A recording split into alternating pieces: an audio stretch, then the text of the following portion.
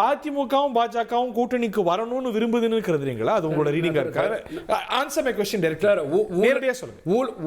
ஊழல் வந்து இல்லாத பார்ட்டியோட சேர்க்கிறேன்னு சொல்றதுக்கு பிஜேபிக்கு என்ன தான்மீக தகுதி இருக்கு? இந்தியா ஃபுல்லா ஊழல் வச்சுக்குது பிஜேபி. நான் கேட்கிறேன் சார், நீங்க போய் எடப்பாடி பழனிசாமியோட சேர்ந்தீங்களா தேவதூதரா? அவரு தேவதூதரா சார்? நீங்கள் வந்து பார்த்தீங்கன்னா தமிழ்நாட்டில் வந்து முட்டையில் யார் ஊழல் பண்ணா, பருப்பில் யார் ஊழல் பண்ணா, தாதுமதில் யார் ஊழல் பண்ணா, எல்இடியில் யார் ஊழல் பண்ணா, வாக்கி டாக்கியில் யார் ஊழல் பண்ணா, குட்கால் யார் ஊழல் பண்ணா? தாவேக நீங்க அதை பத்தி எல்லாம் பேசியிருக்கா சார்? என்னன்னு கேட்கிறீங்க? இதெல்லாம் தமிழ்நாட்டில் நடந்தது. அதான் சார் இந்த திமுக தலைவர் அப்பா ஸ்டாலின் அவர்கள் தமிழ்நாடு ஃபுல்லாக பேசிட்டாரு. அதிமுக ஆட்சி ஊழல் பெருச்சாளிகள், ஊழல்ல கொள்ளடிச்சுக்கிறாங்க, நாங்க வந்து டிஸ்ட்ரிக்ட் வாரியா கோர்ட் போட்டுக்கிறோம், அவங்களை அரெஸ்ட் பண்ண போறோம். சார் தமிழ்நாட்டு மக்கள் யாரை பார்த்து கேட்பாங்க தெரியுமா? ஐயா ஸ்டாலின் அவர்களே, நீங்க தமிழ்நாடு ஃபுல்லா பேசுனீங்களே, ஏன் நடவடிக்கை எடுக்கல? நீங்க வந்து பாத்தீங்கன்னா பாட்டிலுக்கு மேல 10 ரூபாய் ஊழல் இருக்கு, அதனால நீங்க நடவடிக்கை எடுக்கலையா? இந்த விஷயம்லாம் கேட்பாங்கல சார். சுப்ரீம் கோர்ட் கேட்ட மாதிரி மசாலா தோசை வேணுமா, சாதா தோசை வேணுமா, உங்களுக்கு அமைச்சர் பதவி வேணுமா, எம்எல்ஏ பதவி வேணுமா, ஜெயில் வேணுமா? என்னோட கேள்வி வேற.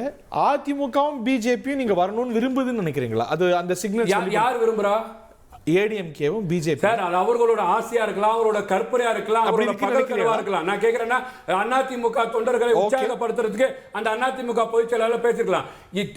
விஜய் அவர்கள் பாத்தீங்கன்னா தமிழ்நாட்டு அரசியல் களத்துல விஜயை நம்பி யார் களத்தில் நிக்கிறா அவர்களோட தான் கூட்டணி. இப்போ புரியுதா உங்களுக்கு? அதனால இவர்கள் எங்க இருந்து போய் அந்த கூட்டணியில சேர போறார்கள்? பாசிசத்துக்கு எதிரான பாஜக கூட எங்க கூட்டணி சேர போறாங்க, ஊழலுக்கு எதிரான எடப்பாடி கூட கூட்டணி சேர போறாங்க. 20 செகண்ட்ஸ் திரு கோட்டீஸ்வரன் அவர்கள் நிகழ்ச்சிக்கு வரவேற்கின்றோம். ஒரு தர அன்பா முடிஞ்சிடாதா? நீங்க அவர்கள் சொல்ல பாஜக நீ வந்து விஜய கூப்பிட்டு சேர்த்துருங்கன்னு யார்ட்டையும் சொல்லல. பாஜகவுக்கு வழி இல்ல சார். பாஜகவும் சொல்லல, பாஜகவும் சொல்லல, வேற யாரும் அந்த கூட்டணியில யாரும் சொல்லல. இல்லங்க, ஆனால் ஒரு அரசியல் நிபுணத்துவம் தெரிந்தவர்கள் இந்த கருத்தை முன்வைத்துக் கொண்டிருக்கிறார்கள். ஓகே, ஏன்னாக்கா இப்படி இருந்தால் விஜய்க்கு இன்னும் சௌரியமா இருக்கும், அவருடைய நேச்சருக்கு இது சௌரியமா இருக்கும்னு சொல்றாங்க. அதை எடுத்துக்கிறது எடுக்காது அவருடைய முடிவு பொறுத்து. ஓகே, திரு கோட்டீஸ்வரன் அவர்களை நிகழ்ச்சிக்கு வரவேற்கின்றோம். திரு செந்தில்வேல், உங்களுடைய முதற்கட்ட பார்வை. இன்னைக்கு திமுகவும் அதிமுகவும் கூட்டணி அப்படின்னு எந்த திசையில போறாங்கன்னு தெளிவாச்சு. Where does it leave Vijay and Seeman? அவங்களுடைய ஸ்ட்ராட்டஜி என்ன இருக்கும்னு நினைக்கிறீங்க இந்த கிவன் சிச்சுவேஷன்? சார், விஜயும் சீமானும் ஓரணியில் சேரக்கூடும் அப்படிங்கிற ஒரு பார்வை இருந்துச்சு.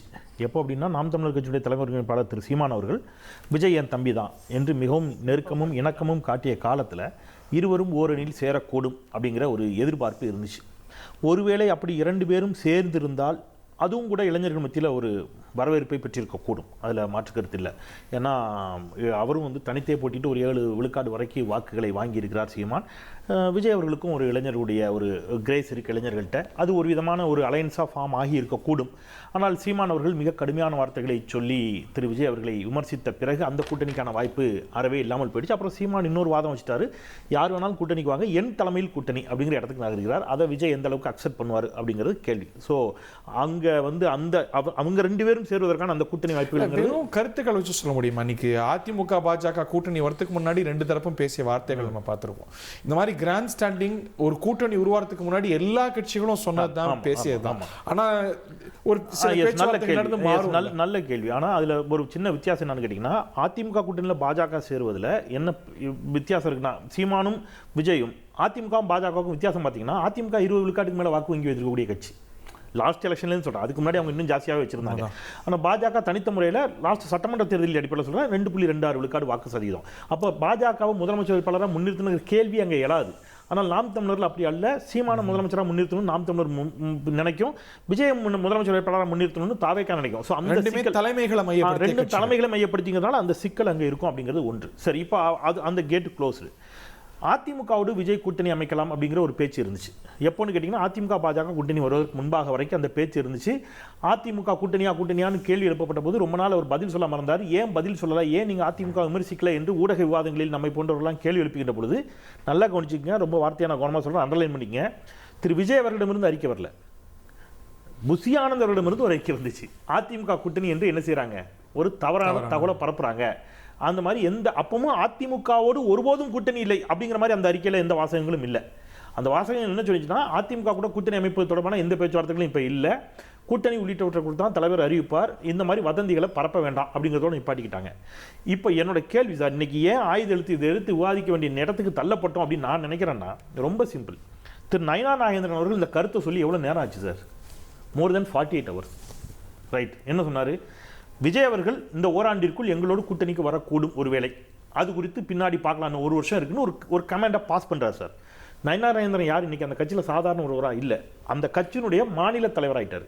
அப்போ ஒரு கட்சியினுடைய மாநில தலைவர் ஒரு ஸ்டேட்மெண்ட்டை சொல்லுகின்ற பொழுது ஒருபோதும் பாஜகவோடு ஒட்டுமில்லை, உறவுமில்லை, அவர்களோட கூட்டணியே கிடையாது என்று தாவேகாவுடைய நிலைப்பாடு அதுவாக இருக்கும் என்று சொன்னால், மரியாதைக்குரிய சகோதரர் முஸ்தபா இங்கே காட்டிய அந்த சீற்றத்தை தாவேகா தரப்பு வெளிப்படுத்தியிருக்கணும் அறிக்கையின் மூலமாக. நினைச்சிருக்கலாம், நம்ம நிலைப்பாடு தான் வெளியில தெரியுமே, நம்ம தான் பாஜகவை தினமும் திட்டுறோம். இல்ல சார், தினமும் இன்னைக்கு சொல்லுங்க சார், நேத்து சார் என்ன சார் நீங்க நல்ல நகைச்சுவை பண்றீங்க. முஸ்தபா சார் திட்டலாம், நான் சொல்றது தாவேகா நான் சொல்றது அபிஷியலா. நான் என்ன சொல்றேன் சார், நீங்க நான் டெய்லி மேடை போட்டு திட்டிட்டு உங்களை நிரூபிக்கணும்னு நான் சொல்ல வரல. ஆனால் குறைந்தபட்சம் தேர்தல் காலம் சார் இது, நீங்க உங்களுடைய பிக்சர் எதுன்னு சொல்லணும்ல, நீங்க யாரோட கூட்டணி என்பதை பின்னாடி சொல்லலாம், அது உங்களுக்கு உரிமை இருக்குது. இல்ல நான் முடிச்சறேன் முஸ்தபா சார் நான் முடிச்சறேன். அண்ணாமலை இதோட தாண்டி விமர்சிச்சார்.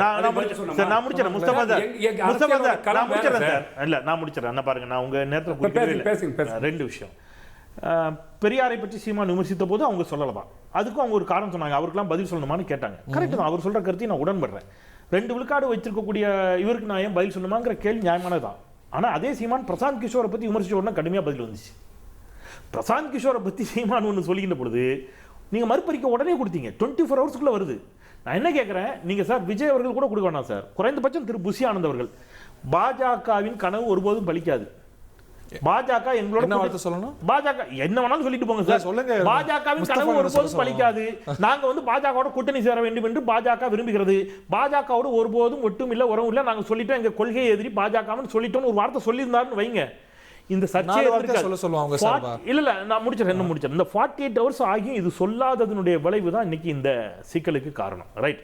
இப்போ நீங்க குமார் சார் ப்ரூவன் பார்ட்டி அதெல்லாம் சொன்னார், அது நிரூபிக்கப்படாத சக்தி அப்படிலாம் சொன்னார். அவங்க இன்னும் ஃபஸ்ட்டு தேர்தலில் சந்திக்கலை, அது வரைக்கும் அது நிரூபிக்கப்படாத சக்தி தான். ரைட்டு. நான் வேணா இப்படி சொல்கிறேனே, நிச்சயமாக பாஜகவை விட கூடுதல் வாக்கு வங்கியை தாவேகா வாங்கும்.